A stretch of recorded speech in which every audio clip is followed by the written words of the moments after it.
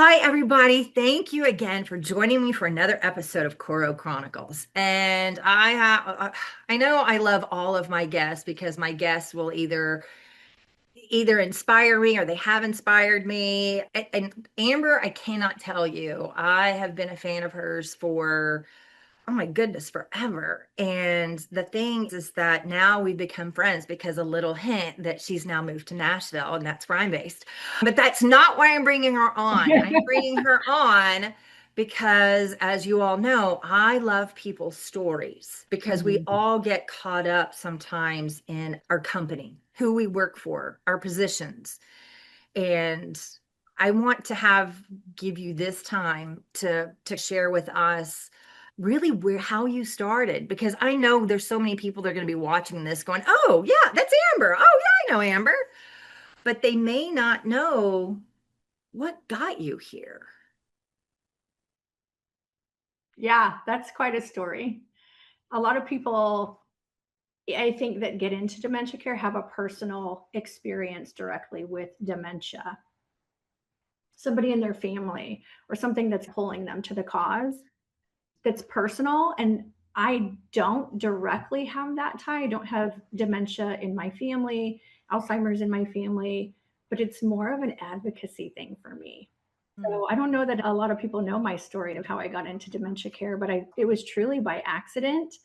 And I had a whole trajectory that I was on. And somehow in the middle of that, I met a little lady with dementia named Dottie. I will never forget her. Hi. I had to work 80 volunteer hours or something like that to get into a master's program that I was applying for in the space, right? And so I had to go get my CNA and I had to be a caregiver and then I had to work with people. And so I was connected into this rehab facility that was attached to a SNF. And part of my responsibilities was going into this locked unit that they called it Oh, yeah. and getting people for therapy. And I was like organizing charts and looking for Part B referrals, just stuff like that, right? Yeah. And I met Dottie, and she was fascinating, and her dementia was fascinating to me. And I won't even tell you the story that actually it's not appropriate, but I was like, Dottie, this is absolutely fascinating. And so I became a little bit more curious. And then the other thing that started tugging on me, we talked a little bit about empathy before, but it was going into this locked unit Yeah. and seeing people so disengaged, people in suits, there were people in helmets, people were wandering around and reaching out for touch, Debbie, and they would Okay. grab me. And I think they were drawn to me in a weird way because I had a fresh look. I wasn't in that space, I had never been in that space. And then there was some connectivity happening between us as people. And I remember thinking at the time, is everybody seeing what I'm seeing? What is happening here? Why are we pretending like human emotion doesn't matter? Why somebody calling out for help is just something that they do? And I started thinking like, does the emperor have no clothes on? Mhm. Seriously, can nobody else see this? And so I started really kind of honing in on this piece, and somebody had a dementia certification they couldn't go to. I think it was one of our VPs of therapy. And I just volunteered. I was like, I'm very curious about dementia. I would love to go. I didn't know I was going to be certified and I had to take a test and present in front of this big group of people. I thought I was just going to go take a class. And when I got there, it was a full blown certification. And Oh, so that is wow. what propelled me into that space, arming me with very good knowledge on dementia, and then ultimately seeing what I was seeing. Randomly, a job position came open for a memory care director while I was working towards the master's program, and I took the position. And I happened to have all the credentials. I had a degree in family and human development. I studied all three lifespans. I had really never worked with the elderly population. And it was Dottie. And it was just, does the emperor have no clothes on? And it was this Oh. random dementia certification that I was just propelled into. So when you were in the middle of Yes. that certification course, like it was it just, I don't want to say, it just made sense to you and it was just like, this is my flow? Or was it like, what am I I doing here? didn't think I would. No, when I was in the middle of the certification, I thought I was gathering the knowledge out of hobby and curiosity and interest. I had no idea I would ever use that anywhere because I was so hyper focused on this master's program. And it's really interesting. And I'll just share how how the universe just guides you, but hyper fixated on the master's program. I was going to go into OT school at WashU, and I had been divorced. I went back to school, Debbie. I was taking classes. I was straight A's. I Of mean, course you you were. name it. My statistics class, and I went to and saw the professor every day to get through it. Just everything while raising my three kiddos at home, and it was like a grind. And I applied for the program. I had done all my hours. I'm in the dementia, and never in a billion years, right? The letter comes in the form of an email to my phone. Not you're rejected and not you're accepted into this program, but you've been waitlisted. Okay. So, single mom, right? In school, Wow. grinding, having to do volunteer hours, where I went into the therapy closet and I shut the door and I bawled my eyes out. Like, how did I not get into the program? Like, why Yeah. was I waitlisted? Why is this happening? And then I'm no kidding, layering one thing on the other. 2 days later, the big guys come into the office and gather all of us around and say, we've sold the therapy company, and anyone with a non-revenue producing job does not have a job in 2 weeks. So then I went back into the therapy closet and I shut the door and I cried because I'm this single mom raising three little Oh yeah. kids, trying to do Yeah, everything I I could. totally get single And I mom. was like, why is the universe conspiring against me? I could not understand it at the time. And the VP of therapy came to me a couple days later and he goes, listen, I know this is a long shot, but my wife is the VP of clinical for X organization. Why don't you put your resume together? We think there's a job that would fit you very well and you have all the credentials for it. And that is literally how I got into dementia care. Yeah. Wow. So It yeah. what we think is our plan and we're so Mhm. focused on all of this and it's no, that's not your It path. was the path. Like you're No. trying really hard. You're Yep. trying really hard, but that is not your Yeah. path because what you've done, even from my perspective and view or lens with watching you, is that you like it. Yes, you have this amazing resume and these accolades and awards, but when you take all that away, it's your heart that is this amazing ripple effect. And I am so Mhm. blessed that they basically said no because then, and Yeah. whoever that person was that said work on your resume, we need to Yeah. give him a shout out. Yes. Yes. Give him a shout out. Yeah. It was Wow. a blessing in a lot of ways, but also what probably also propelled me into the fierce advocate and the push and push for change that you see in me. Yes, it's my heart and my compassion and all the things that have impacted me in my own life, but who's advocating? Who, because when I went into senior care, you have to understand I didn't know. I had never been in an assisted living setting. Here you can have this job as the director of memory care. Go for it. Okay, day one, what the hell does a director of memory care do? Let's see, let's figure this out. And when I walked in to this place, and I have to share this story, but Please. a family member, very angry. This was like day one. And it was all about the inequity between the assisted living and the memory care and how the memory care was treated differently. And they were robbed of events and supplies and programming and engagement. And his wife had lived on the assisted living. And so now that she was in memory care, he became this really fierce advocate. Over the first couple months of my experience with this organization, it just escalated until one day he walked in. Our neighborhood was on the second floor in a shirt, bright yellow. He made it. He went to the print shop and made this shirt, and it said in bright red letters on an ugly yellow, mustard yellow shirt, the second floor ain't second class. Oh. And it hit me like a pile of bricks. Wow. And he did not stop wearing, I'm just telling you, he was consistently wearing that shirt, and that lit a fire under me like nothing else had.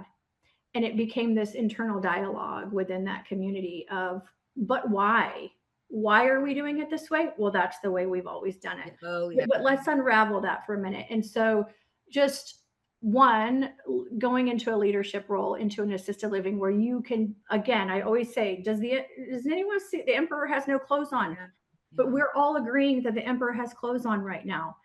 He doesn't, and we need to do something about this. And so that really began my kind of early work of, if I can't get leadership to understand, then I'm going to get the care staff to understand. And so I stopped worrying about changing the minds of the people above me, and I started working with the people that were supporting me in my work.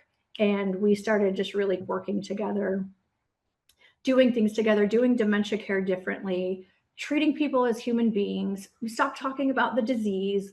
Let's just talk about the person, because honestly, I don't know, 90% of what's going on with these people has nothing to do with their diagnosis whatsoever. It's just human stuff. And Yeah. we want to blame the disease. We want to blame the disease for everything. I just stopped digging in, figuring things out. When I left this organization, he retired the shirt to me. He gave it to me. And he said, I only worked there a year. And he said, you have made impact.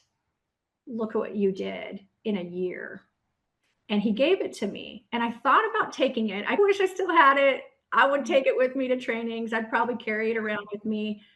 But the state of that community and just the organizational philosophy and belief system, which was why I was choosing to exit, I thought they need this shirt. And I remember just shimmying it on the back of my office chair, just sat there, second Wow. floor, ain't second class. And I shut the light off in the office and left my keys on the desk and moved on in my career to an organization that had a beautiful philosophy in terms of dementia care. So that's my crazy story of how I started out. Wow. And it's interesting because you're right. There's so many people that we come across that when you ask them, how did you get into memory care? There's always, or I'd say you're almost the exclusion now for me, because it's usually my grandmother, but or a story of I was part of it. Yeah.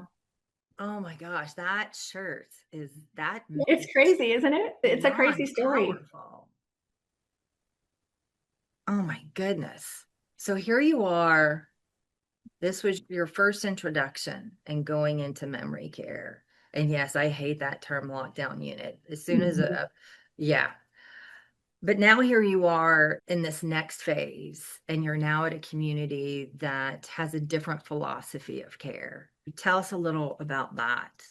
The change and just the philosophy, it really was person centered, like really focusing on the individual. There was a lot of process and support in place that really, a long story short, you have to believe in what leadership is saying. Their actions and their words have to match. And that's a very important way that I lead. Yeah. And honestly, a lot of the issues I think with us trying to implement change in our organizations, especially at the caregiver level, and the feedback I've had from caregivers over the years is, we want to do this, but our leadership is Mhm. blocking it, or they're making decisions, right? Or we're putting profits over people. And they get frustrated. And I don't think it's the caregivers, honestly, that are the barrier. We like to punt to them and we like to blame them, but I don't. And another emperor has no clothes kind of moment for me. I'm like, no, that is really not it. It's really integrity. We have to align what we believe with our actions. And this organization had that for me. And I was really blessed to be under wonderful leadership who inspired me, supported me in managing people a different way. And it was really, how we led was everything that was coming out of somebody that may be experiencing dementia was ultimately, but why? What was the trigger? What are the comfort measures? How are we supporting them? And that's all I've ever known, is just growing up through this career path that I've had with the person is first always. And my time and what it's going to do to my day. And if I have enough hands was secondary. And I just poured into that. And I realized along the way that when you do that, the care staff follows. You reduce turnover, the loyalty increases. I mean, I remember getting a call as a director one evening. It was about midnight, and one of the gals hadn't showed up for shift, or somebody called off or something, and we called around trying to get somebody else to come in. Nobody would, so I said, I'm on my way down. And I drove all the way into work. It was probably about a 40-minute drive, and I get there and I walk down the hall and meet the one gal, and just getting a report, catching up with her. I had my tennis shoes on, had everything on, ready to work. And we heard a noise, and we turn around, and sure enough, one of my team members was walking down the hall. And I said, what are you doing here? And she said, boss, I couldn't do it. I couldn't let you come in and work for us. You've got too much to do during the day. You go home and get some rest. And I remember that being very distinctive to me in terms of the way that we had come together as a team. And I do think the caregivers trust you when your actions and your words align, and the loyalty. Those gals to this day, I'll get a text like, boss, it's been like 9, 10 years. Boss, you got any communities in Texas? I just moved to Texas. They're just so Oh, sweet. They wow. check in, help me with my resume. I want to go for a bigger role. Can you rewrite my resume for me? And that just core group that I had, honestly, many of them followed me to my new company and followed. And so I worked with these gals for years, and the bond. And it was honestly, the leadership style was high expectation, because anybody that knows me, they will tell you that Amber's expectations are too high. They're too up here. And I'm like, never, no such thing. Because if we set them here, it's always hard to reach the top. I'd rather set them up here, and then I would pour in love. And so high expectation and high love. And that is the two things that is the recipe for success in dementia care. And so I'll go head to head with anybody that tries to tell me I have too high of expectations, because it gets results in a good way, and not in a way that drives people away, but in a way that drives people to do it better and work harder. Wow. Yeah. It's interesting because here it is, your story starts off at a community where you're witnessing a husband being an advocate for his wife, then Mhm. being an advocate for the second floor. And Yeah. so you're witnessing that. And then at the next, you're the advocate for the care staff. And that's all these other lessons. So it's like all of and you don't, it's like I have this tattoo on my arm, and it's of like patchwork of the good stories and the bad stories, but there's a section of it that's an elephant, that when you lose, you don't lose the lesson. And that's the thing that Mm. I think a lot of people do, is that when they move from one position to another, that there are things like they just keep seeing as a clear slate or a new Mhm. beginning. But it's no, you're collecting all of these chapters in your journey, all of these chapters in your Right. book, Yeah. because you're going to be pulling at all of these moments to where you're standing now to make moments, make people better. And there's something so powerful when a leader, in fact, that's the thing, is that anyone can be a boss, because all that is a resume Yeah. and someone and an offer letter. And a lot of caregivers, as we know, have a lot of bosses. But there is a huge difference between a caregiver having a boss and a caregiver having a leader. And I think that's what you just described. And I think that is the gravitational pull of when people are around you, is Yeah. because there's this trust, and it's not a trust that's easy, but this is what you've been doing. And I just keep thinking now of that master's program, and I'm like, how Yeah. lucky is our Mhm. industry because of them making a mistake or intervention of higher power that got Yeah. you. Yeah. So with all of this that you've kind of, in these stages that you were a part of and witnessed and what you've done over the years, what are some of the things that you've seen in general when it comes to memory care from 10 years ago versus now, 5 years ago? What's shifting? Yeah. In essence, I think we're really understanding we're on the cusp. I think you and I have talked about this too. We're in a very exciting time. I think people in my role, especially in the engagement sector, memory care space, are seeing the landscape really shift from what it used to be to what it is.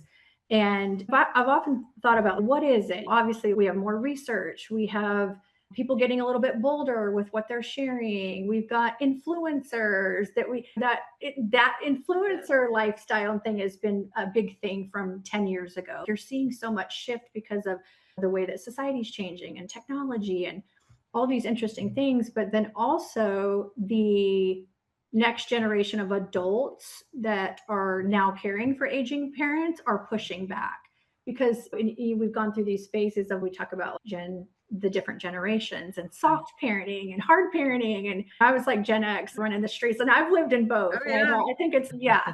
And the emotional intelligence that we have, I think, has become more important in society.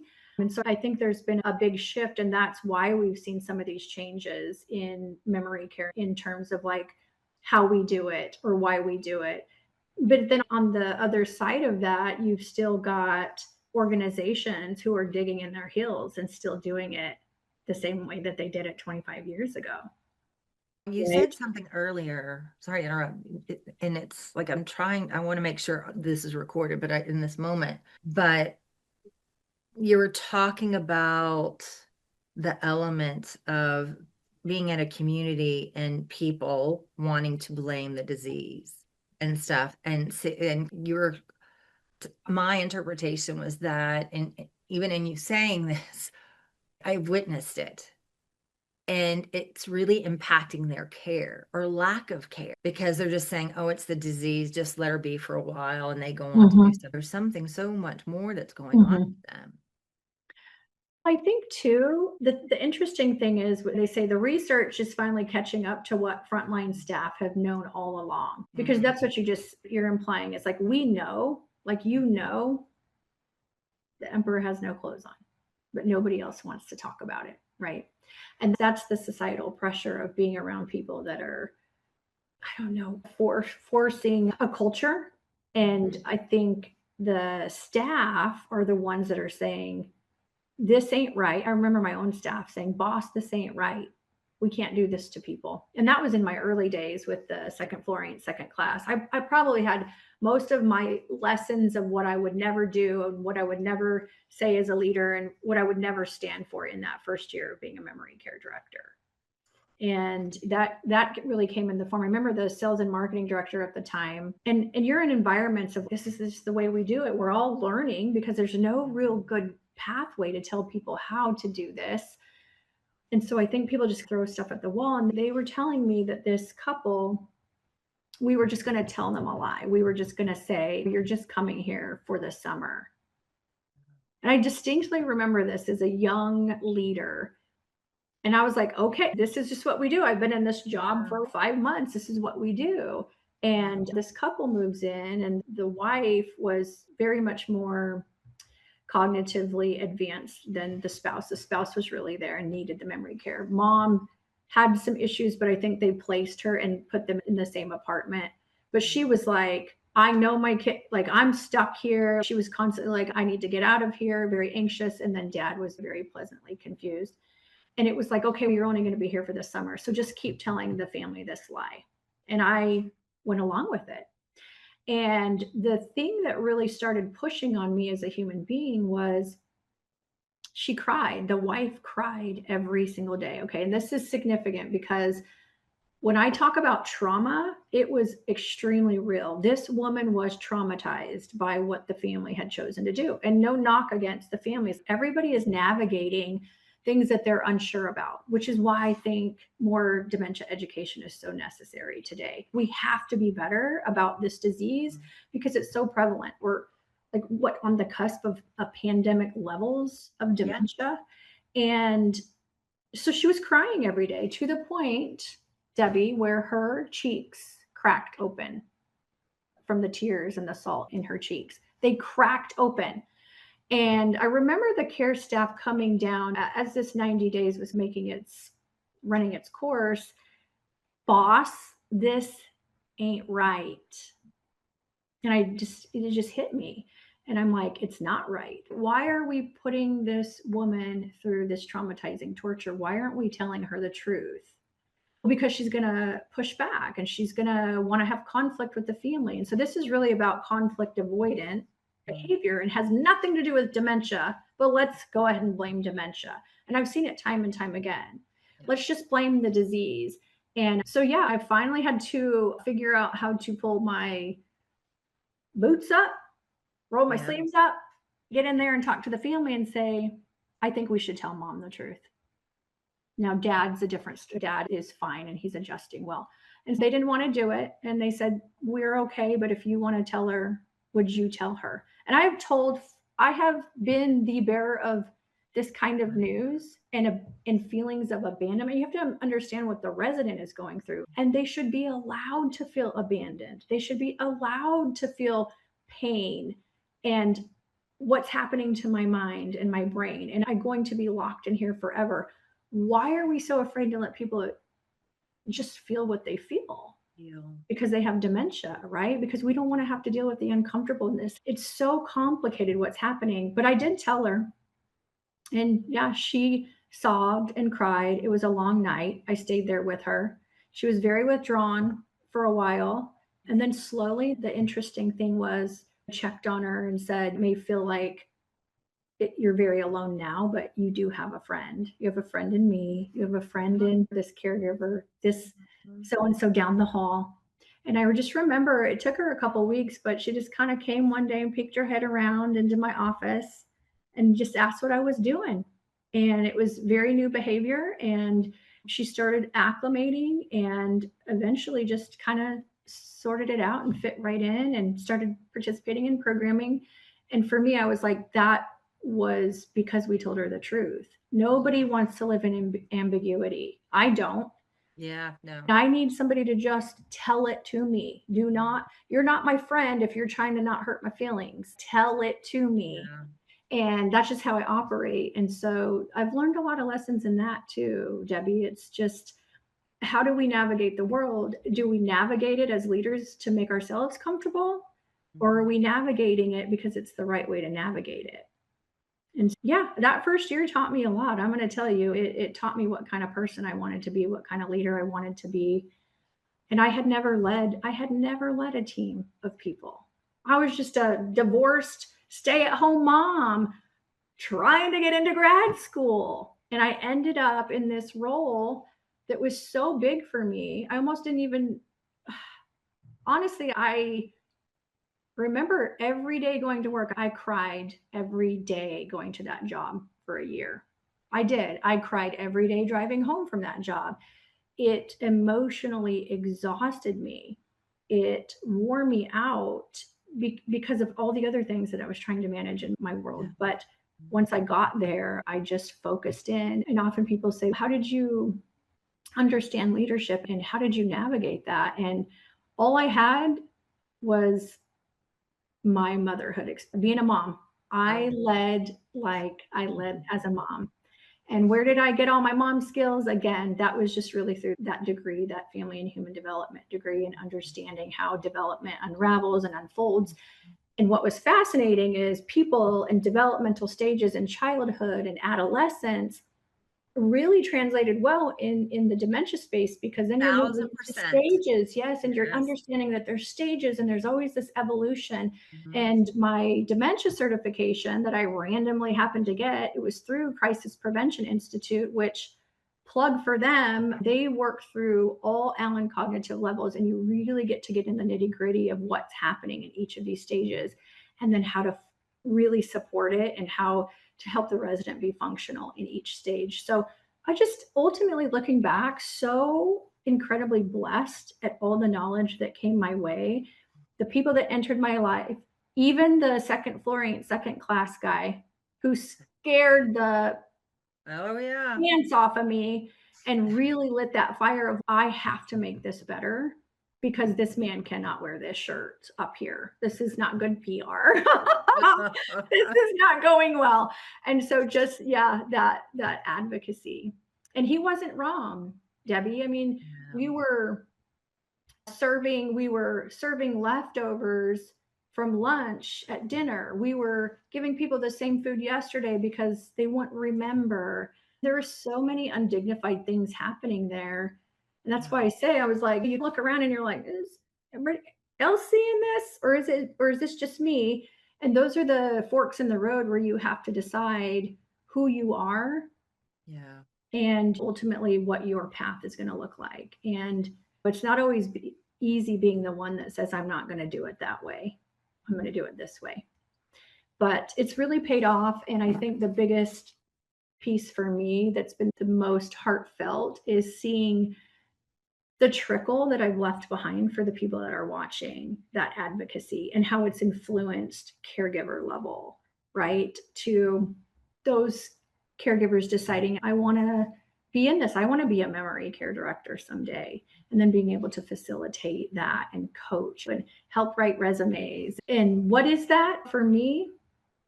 It's getting enough people together to make change. And when you make change in one small footprint, it becomes a bigger footprint and a bigger footprint and a bigger footprint. So I say, if we're only one community, all we can control is how we do it in our community. But then if 10 communities join us, now we're 10 communities strong in making change. And how do you make change across an organization? Slowly, right? You're not going to do it all at once. It's literally line by line, precept on precept until you've got change and you've just turned the entire ship. And so I think that's just ultimately been my strategy throughout this whole experience from day one when I walked in on my first day as a memory care director and thought, how am I going to do this? Where do you start? So now here you are talking about the story of the very first time you walked in, and then now you just started a new role a couple of months ago. And so what was like that first day and this mission that you're on? Yes. So my new coworkers here at my new organization have been so gracious because I say my first day here was like, what did I do? What did I do? That was the truth. And I was a little bit overwhelmed because of the positive impact at my previous organization and just how much of myself I poured into turning that ship and being so proud of the communities and looking at just the impact we made and the work that we accomplished. And I don't know what it was. And we could talk about music. There's this song I've been listening to called The Voyager, and it's by Chance Pina. I don't know if you're familiar with that I'm gonna artist, go look it up today. but and I know you love music because I follow you and I'm always following the things that you have. But what originally drew me to the song was it starts out very intimate and just soft and it's drawing you in. And I just started noticing it speeding up and getting very fast and a little bit chaotic towards the end. And so I obviously started to pull the lyrics, and it was about this gentleman who was really wrestling with tension between restlessness and presence.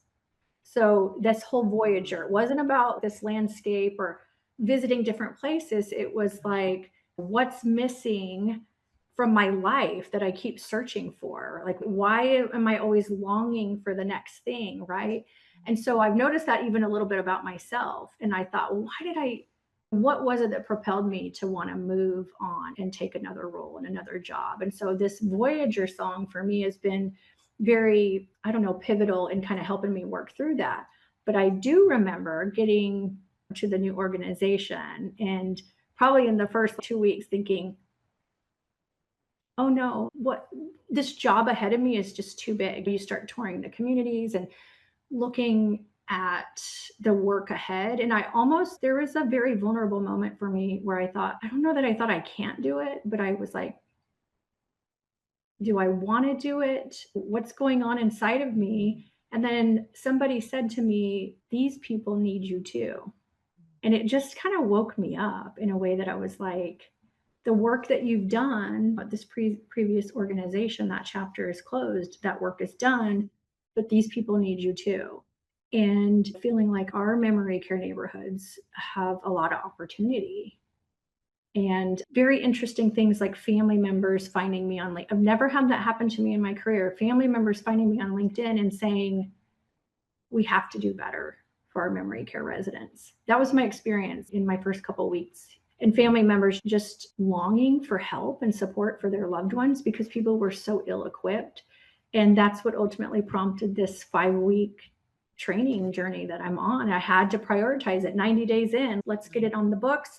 And then this next step after that is we're gonna replicate that into our communities and start getting these caregivers exposed and trained and let them hear different philosophies like Montessori approach and Naomi Fell's validation therapy. And let's expose them to a little of this and a little of that and music. And we had fun. We played, we did games, we engaged. And with a group of people at Harmony, it's more of a clinical leadership role that was leading the memory care neighborhood and not really more of a programmatic role.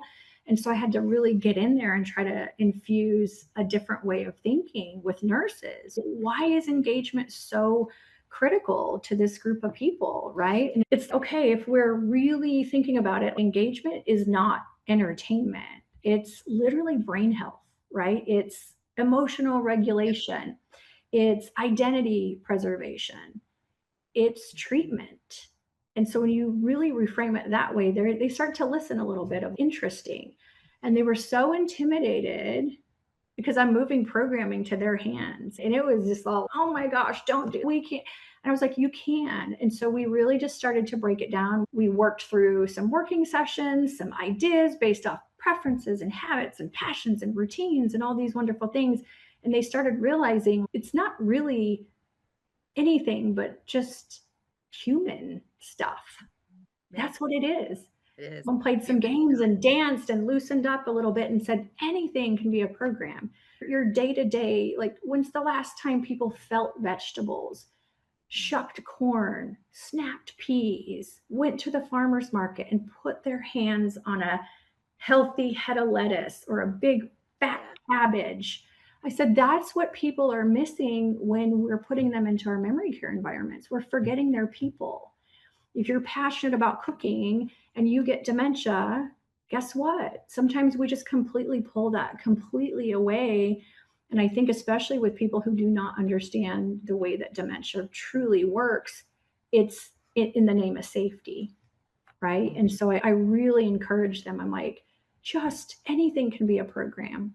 Go to that farmer's market, let them pick out some vegetables, let them feel, go to the supermarket. I had a little lady who used to, I took her to the supermarket and she would throw a watermelon in there every single time, a couple cans of this on the way out. And I would just let her. I thought she is living her best life and I want her to be able to live that way. I don't want the people in our care in any organization to be institutionalized because they got a brain disease and everything is stripped out of their lives. Every joy, purpose, belonging, personalization, drinking a diet soda if you want a diet soda, having a freaking piece of chocolate cake if you want a piece of chocolate cake for dinner, which is me. I want cake for dinner. And yeah, I really think that's just the passion for me, Debbie, is let's just stop talking about this disease, please. And let's just start really focusing on the fact that if you or me were institutionalized and put in 4 walls where we didn't leave, we didn't get to see the sun when we wanted to see the sun, we had no ability to go grab a cup of coffee if we wanted a cup of coffee, we will have the very same expressions and behaviors as these people are. So behaviors are not unique to people with dementia. We all have, we get them with our kids and our spouse. Yes, they're there. I always tease my kids when I would come home from work and I'm so frustrated that there's food and chip bags and everything. And I'm slamming cupboards and I'm loading the dishwasher aggressively. And all of a sudden the kids stand up and they're all of a sudden contributing to the cleanup with no verbal communication whatsoever. That was a behavior. I was having a behavior. I was having an unmet need and I was communicating it through body language, right? And the kiddos were responding. And so I really try to teach people those behaviors that we're seeing are not unique to dementia. They're unique to human beings. Thanks, everybody, for joining us for another episode of Coro Chronicles. And we'll see you next month. Bye.